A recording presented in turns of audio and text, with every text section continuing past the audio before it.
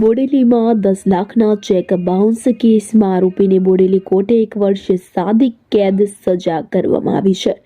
વિગતે વાત કરીએ તો બોડેલીના બીકે એન્ટરપ્રાઇઝ પ્રોપરાઇટર કમલેશભાઈ આશનદાસ શાહનાઓને અનાજ કરિયાણાનો વેપાર કરે છે કે જે વસંતભાઈ અંબાલાલ શાહ રહેવાસી વડોદરા બોડેલી મુકામે જલારામ મહિલા કોઓપરેટિવ બેંકમાં નોકરી કરતા હતા અને કમલેશભાઈને અવારનવાર વસંતભાઈને મળવાના પ્રસંગ બનતા હતા। વસંતભાઈ સાથેની અવારનવારની મુલાકાતના કારણે તેઓની મુલાકાત મિત્રતામાં ફેરવાઈ હતી। કમલેશભાઈ પોતાની બચત કરેલ રકમનું રોકાણ કરવાની વાત વસંતભાઈ સાથે કરતા।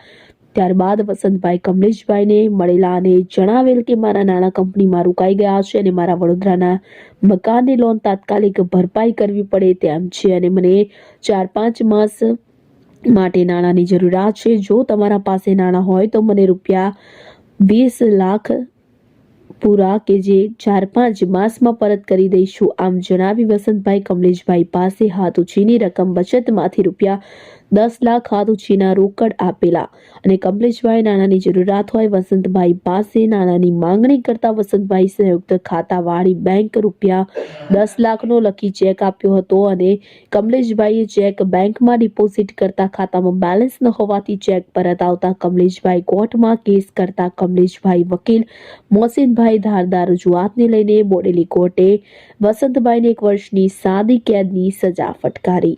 બોડેલી તાલુકાના હાટ બજાર ખાતે ટીબી રોગ અંગે જનજાગૃતિ ભવાઈ કાર્યક્રમ યોજાયો।